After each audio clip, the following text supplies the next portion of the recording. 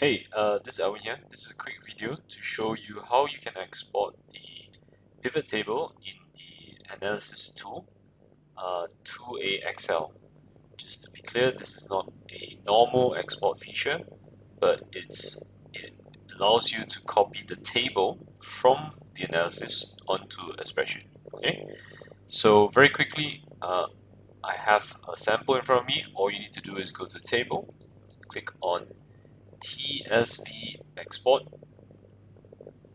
and go there, select all, copy.